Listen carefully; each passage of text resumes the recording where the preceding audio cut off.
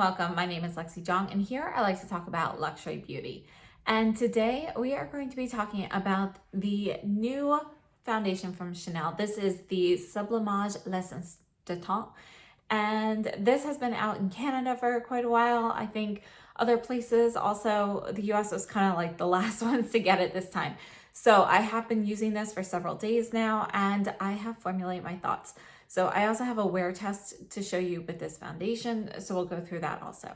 Let's begin with what you get. So the foundation comes packaged in a box like this. It is plastic wrapped as well. I purchased shade BR12, and this is the Ultimate Radiance Generating Serum Foundation. Now, when you hear serum foundation, that should tell you right away that this is going to be a very thin consistency, but surprisingly, it actually provides a lot of coverage. So I think that is a really nice mixture. Now we've got 40 milliliters or 1.35 ounces, and this is made in France. It retails for $150, but that price is going to give you the foundation as well as a foundation brush. And this brush is really nice. So it's dense, this is synthetic, and you can see it's pointed at the top. And this point makes it really easy. Like you can like roll this under your eyes or swipe it under the eyes so you can get closer.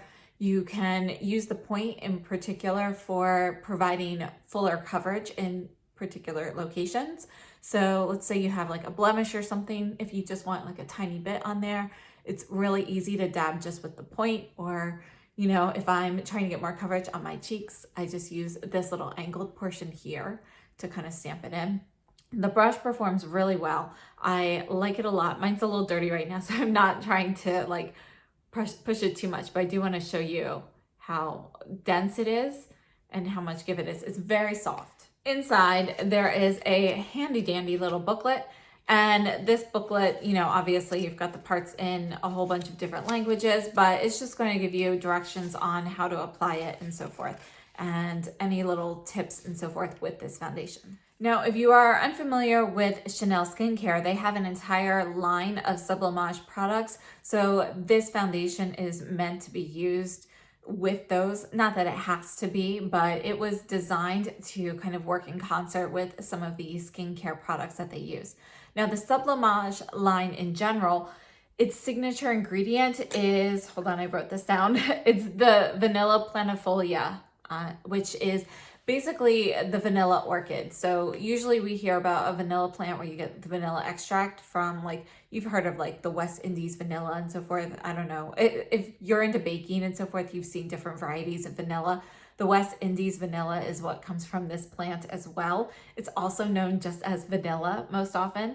So this particular plant, this type of orchid, is the signature ingredient in here, and they use multiple parts of that. One of the things that they use that makes this particular line of Sublimage products in general and this foundation kind of special is they use vanilla enfleurage oil. Now, enfleurage is actually a technique used to extract the extracts and the aromas and so forth from the flowers and delicate plants. It's actually a technique that's really, really old and isn't really used much today because it's very costly and labor intensive. So most of the time when you get like an extract from a particular plant, let's say you're looking at like a lavender extract or something, they usually get that from steam distillation for the plants, which, you know, it's pretty easy. They've got machines that can do that and so forth. Then with some particular things, you know, like rose petals and things like that, that are a little bit more delicate, they have to use a different technique. And a lot of the times today, they use a chemical solvent and you soak that in there and you're able to get that, but you can still kind of smell a little bit of that chemical scent to it. So if you've smelled different extracts and so forth before, you may have noticed that. Now, enfleurage is a way to get those extracts from something incredibly delicate by using an oil soaking method. So they have vanilla enfleurage oil in here, which means that essentially they took all of the delicate parts of the vanilla orchid flower and they were able to soak it in oil. There's like this big grid that you use and you put these flowers on it, you soak it in oil, and they kind of press it out. It's all done by hand, and then you repeat it over and over and over with fresh flowers until you get all of the aromas and all the goodies out of the particular plant. And it's a very, very time intensive process, and it's not very common today. So that's definitely something that I think merits a higher price point, because it is going to be a little bit more gentle on your skin than having an extract that's like done with a chemical solvent, in my opinion. Now, other things that are included in this, we've got some light reflecting mica as well to give the foundation kind of a luminous appearance on your skin. And I have to say the finish of this foundation is fantastic. I personally really, really like the finish of it. It is kind of, it's not glowy, but it's not matte. It is luminous, and it's kind of like in between there. And I have paired this with different primers. So I've used it with the Surratt primer a few times. I've also used it with the new Dior primer. And if you have seen my videos regarding the Dior primer, it's a very, very moisturizing primer and kind of gives a dewy look to the skin. This foundation on top of either primer does not really look different. So even though the Dior is more dewy and more moisturizing, the finish of the foundation still has that same kind of in-between glowy and matte kind of glow to it. So I really appreciate the finish of the foundation a lot. And it is a serum foundation, which a lot of times with the serum foundations, I've had trouble with some in the past. Either they dry so quickly that it's hard to spread out nicely, or they are so thin that it's really more of a skin tint. This one is kind of in between. It has a really nice amount of coverage with this foundation. It is thin. You do want to blend it out fairly quickly, but you don't have to rush. You do need to go a little bit faster than you do with a thicker formula, or for example, the Chanel Les Beige foundation and so forth. It does dry down a little bit faster than that, but you still have plenty of time to work with it. For application, I have applied this with my hands, and I have also applied it with this brush that came with it, as well as another brush. And I have to say that all different modes of application that I used worked well and created a similar finish. Now, as for the foundation, when you put it on, there is a little bit of tackiness to it, like a moistness to your skin that you feel. That stays the same all day. Now, I have normal to slightly dry skin, and so I don't really have a lot of issues with oils peeking through during this time of year. And I didn't experience any issues with the texture of the foundation changing throughout the day. I did a wear test where I think the last update was 11 hours, but I have also worn it longer than that on a couple of other days at this point. And really, it doesn't change. So it's a very, very nice foundation. Now, let's go ahead and take a look at the wear test, and then we're going to come back and go over a few more details. Okay, so we are going to start off with the Surratt Perfectioniste Primer, and I've had my skincare and stuff on for about an hour now.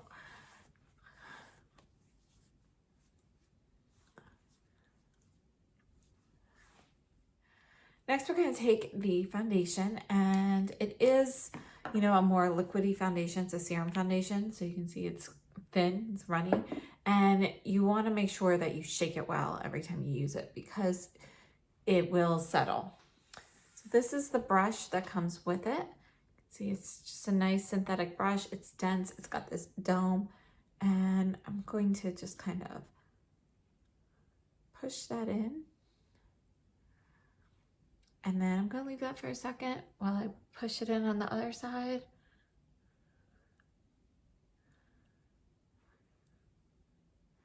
Okay, and then I'm going to come and just kind of blend everything out.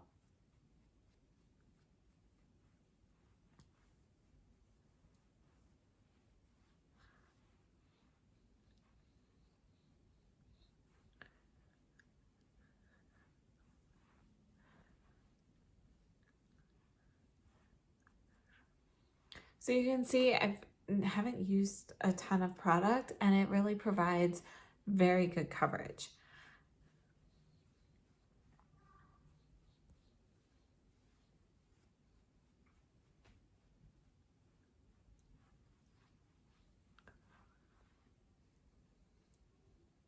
Right, so I'm just gonna apply a little bit more to the cheeks. This time I'm not really letting it sit too long. Just want to add a little bit more coverage here.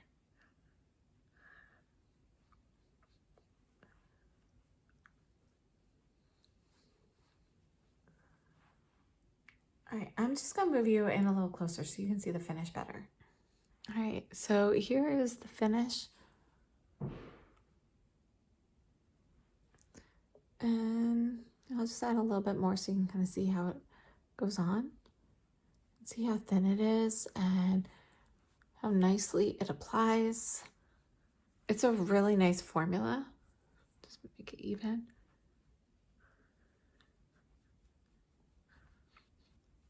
And I don't really like to put too much foundation on my nose because, you know, it inevitably comes off.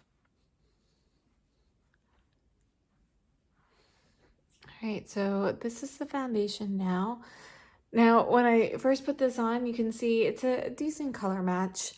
You know, it's not perfect, but it does oxidize throughout the day. So I'm going to be doing some check-ins so you can kind of see the color difference. So this is what it looks like after a fresh application. And I'm going to do this wear test today with powder just on the right side. So for the powder I'm taking, I just have a sample of the Chanel Loose Powder in 12. So we're going to use that. And my sample jar is a little messy, so I'm just kind of doing it on my hand. Sorry, I can't really show you. So I've got some on my Master Face from Sonia G. Just going to kind of lightly pounce this on.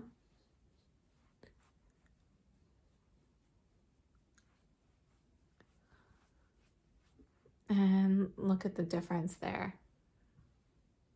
I really like the finish that you get from it when it is powdered, personally. I have already worn this. This is not my first day wearing this, but we're going to film how the two sides hold up throughout the day. And I have to say, wearing it powdered, it performs beautifully all day. I haven't worn it without powder yet, but yeah, I mean, even after taking it off after 12 hours, it still looked beautiful. I'm very, very impressed with the finish so far. So this is non-powdered, powdered.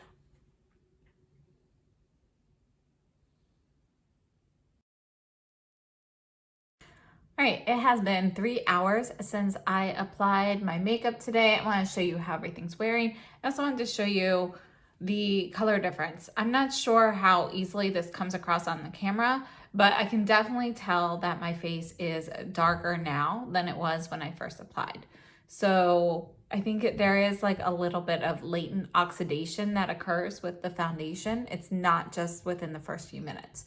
So I don't expect it to get really any darker than this, but it is something that I don't notice until like a couple of hours after having the foundation on. So, you know, in this lighting and outside, you know, you can just kind of see, you know, obviously we know it doesn't match my neck exactly, but it's still a bigger difference than it was initially. And yeah, just something I wanted to note. So I'm going to bring you in closer so you can see the texture and finish and how the powder side versus the non-powder side is doing. Okay, so here is the side with the powder. And here's the side without. Foundation is holding up well on both sides. By the way, the makeup I added to my cheeks, I just added a little bit of the Kjaer Weis Cream Blush and Blossoming and the La Mer The Glow highlighter. And learned that I didn't touch anything on my face. I didn't want to like shift anything or mask the foundation. So you can see like around my lips and so forth. And I think both sides are holding up well. I do still prefer the powder side because you can see that it kind of gives my pores more of like an airbrushed finish than here. But, you know, that's a personal preference. Texture-wise and everything, I mean, the side with the powder feels a little bit more matte than this side does. There is a little bit of like tackiness to the touch that you feel on the foundation. And you know, right after you put the foundation on, it feels the same as that. It hasn't gotten like tacky or anything like that. And I don't have any like oils or anything like that peeking through at this time. And that's basically it. So let me know what you guys think down below in the comments. All right, it has now been 7 hours since I applied everything, and this is how it's holding up. This is the side with powder. This is the side without. By the way, I reapplied the Hermes lipstick right before my last update, but I have not reapplied it since, and you can see how well it has worn. I've snacked, but no like true meal. So this is how it wears with like the water bottle and so forth. So I think it's pretty good. You can actually see the shimmer in the lipstick shade that way too. So I'm gonna bring you in closer so you can see the foundation better. So this is the side without powder and the side with. Overall, it's holding up really well. I still prefer just the look of the powder side, mostly I think from the blurring effects of the powder. There has been a little bit of wear. You can see, you know, I've had a little bit of wear on my cheeks.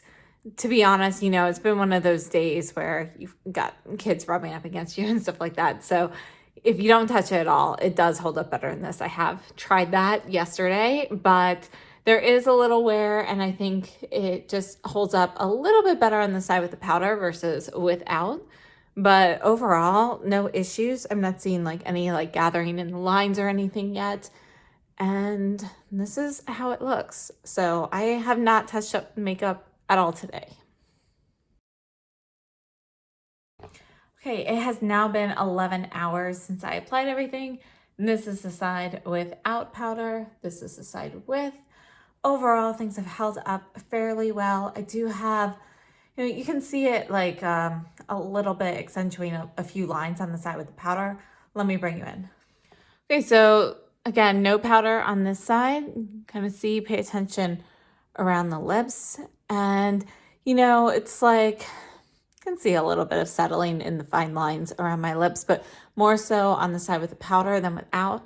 But still, when you get like the overall view of like my cheeks, I feel like the pores look better on the side with the powder than without. So it's kind of like, you know, give and take. So pick your battles. And overall, it's held up well. This is going to be our last check-in. And that's it. So there was no additional oxidation after the first check-in that I've noticed, but definitely wanted to note that there's like a latent oxidation that occurs with this. It's not just within the first few minutes. It's kind of like within the first few hours. So I will see you soon for my thoughts. So I hope that was helpful. This foundation is supposed to promote smoother, more radiant looking skin with a luminous appearance. There are antioxidants in this formula to protect against external aggressors. That is directly from the Chanel website there. And it's also supposed to plump the look of the skin. And I have to say that the finish on this foundation is phenomenal. I personally really like it. I like the amount of coverage that you get from here. You can go in with a very light layer, and even with a light layer, I would say that you're about medium coverage. Maybe not a full medium, like a light medium, but then if you want to go in with a little bit more coverage, you can definitely build this up. And I would say that you definitely get to a full medium. So you're not all the way at full coverage, but you're kind of between that medium and, you know, almost full. So kind of like right there at the end, the higher point of medium. So I think it's a really, really nice product. Now I have to say the price point on this product, I think is actually a decent price. So for $150, you are getting the brush. And let's say the brush, you know, it's Chanel, so it's gonna cost more than this. But even just to go on the low side, let's say the brush is $30, maybe $40. Okay, so then you've got a foundation that is still just over $100, but you're getting 1.35 ounces. And as a serum foundation, because it has this thin consistency, you're actually not using very much at a time. So I think this bottle will end up lasting a very long time. If you use it daily, I wouldn't be surprised to see this last for quite a while. Now, in comparison, we have something like the Clé de Peau. This is the Radiant Fluid Matte Foundation. This is 35 milliliters, so it's 5 milliliters less, and it's $130. So this foundation is going to be more expensive than the Chanel. So just with how much it costs per use. Plus, this foundation is also thin, but it is slightly thicker than the Chanel. So just something to note there. But if you have this and you know how thin this is, you can see that the Chanel is going to be slightly thinner than that. Again, the coverage on here is really great. Now, scent-wise, you do smell something with this foundation. As you would expect, you definitely smell vanilla, since vanilla is one of the main ingredients. I would say it's like a vanilla floral scent. And I do smell it quite a bit when I apply it. And the first time I used it, I could smell it, after a while on my skin, but I don't know, maybe I've just gotten used to it. But the second, third time and so forth that I've actually put this on, like, I don't really notice it after a few minutes. So even if I fan my face and, kind of getting some of that past my nostrils, maybe the faintest scent of vanilla, but honestly, I can't really tell anymore. So it does dissipate and the smell is not bothersome to me. So my opinion on this foundation is that I think it's a very, very nice foundation. And I do think it is technically worth the price tag. However, it's not going to be worth the price tag for everybody, because there is one major thing that I have noticed with this foundation that is a problem for me, and that is the level of oxidation. So when you first apply a foundation, you pretty much have oxidation with pretty much any formula, and you're going to see that it's going to get a little bit darker within a few minutes. Basically, as it dries down, it'll get a little bit darker as it gets exposed more to the air. This foundation actually has a little bit more of what I call a latent oxidation. So although you have a little bit of oxidation as it just dries, when you actually go and wait a couple hours, you're going to see it even darker from that point. So I hope that was evident in the wear test. I know it was a little bit hard to see with the lighting, but I do think that it gets darker after you've worn it for a few hours. From that point, I didn't really notice a difference, but within the first couple of hours, there's definitely still that oxidation process going on. So whether or not this foundation will be worth it to you, in my opinion, is going to be based on the shade range. I picked up shade BR12, and that was after extensive testing of all of the Chanel foundations that they have. So I tested the B10 and the BR12, which are the two lightest shades, and I tested them in all of the different formulas in preparation for this to come. And I was pretty much BR12 in all of the formulas. It's like the light, cool version. However, with this one, because of that extra oxidation, it gets a little bit too dark for me. So you can kind of see here how it's a little bit, it's just a tad too dark. I would like it to be a little bit lighter, get a little bit better of a match with my neck here. But unfortunately, because of this latent oxidation, it does get a little bit deeper, and it gets a little bit deeper than the other Chanel foundations do as well.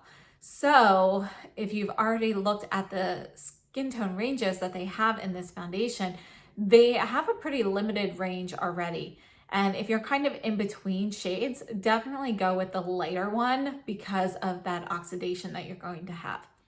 So for me, I think this foundation will actually be a good match during the summertime, but I do feel like it is a little bit dark for right now. So personally, I would love to have some lighter shades included there.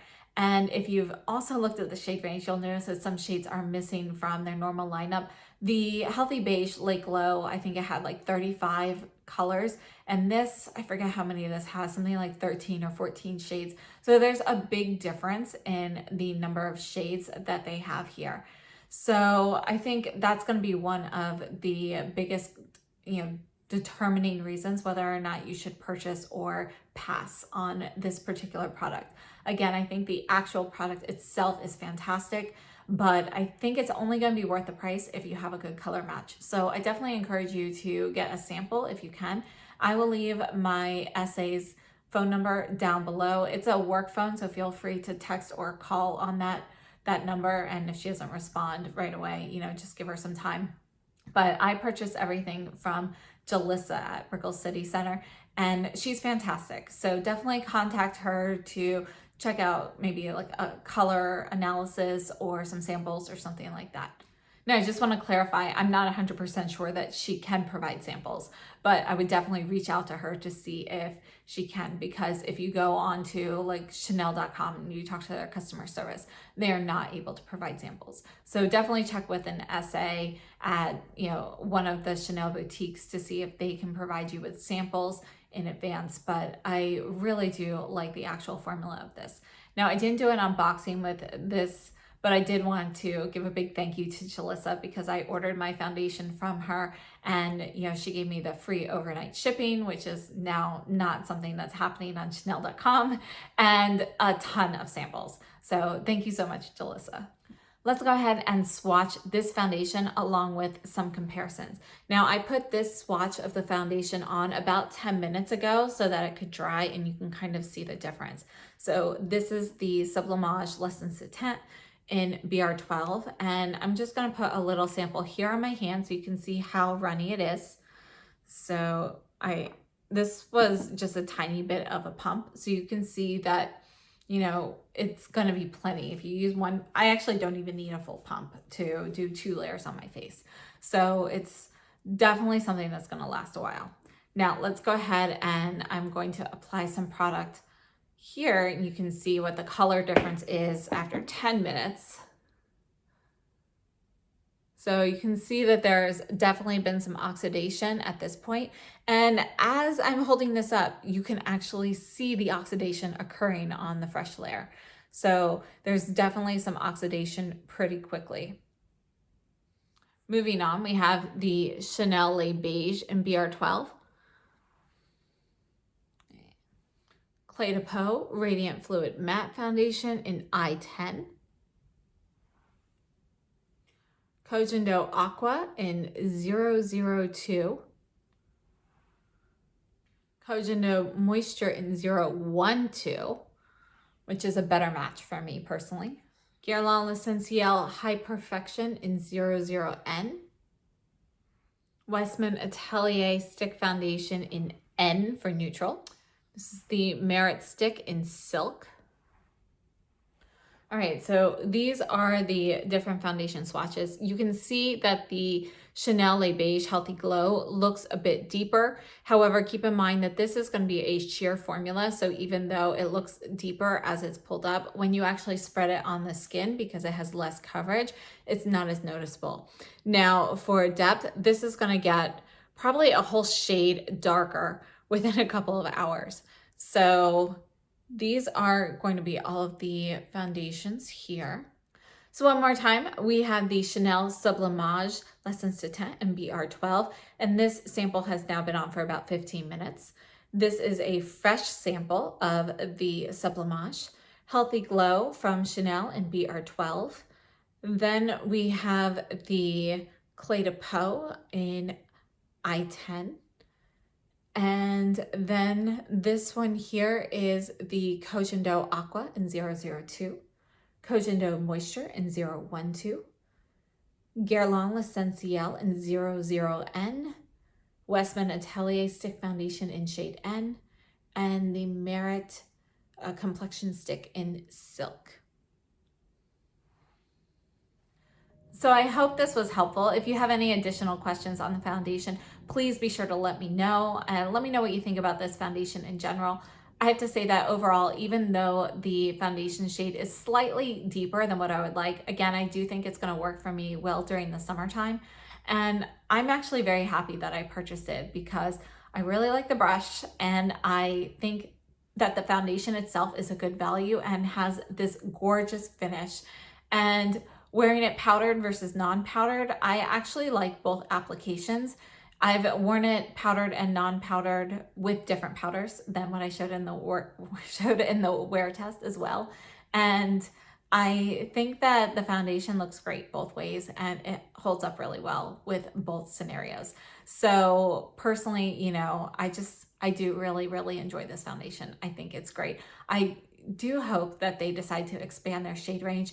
And honestly, I hope that Chanel expands their shade range to include a few lighter shades on the spectrum as well. I know, although I am fair, there are definitely people who have more fair skin than I do. And if I'm having trouble with the lighter shades, then I know they are going to. Now, just a note, if you're considering the B10, which does look a little bit lighter in swatches, it's a bit too yellow on my skin. So unfortunately, when I put it on, even though the lightness is better, it just looks like a yellow mask. You definitely see too much yellow on it for my particular skin tone. So if you have a similar skin tone to me, just take note that it's kind of yellow. Thank you so much for watching, and if you enjoyed this video, please be sure to hit the thumbs up. Consider subscribing if you haven't already, and I will see you very soon. Have a great day and stay safe and healthy.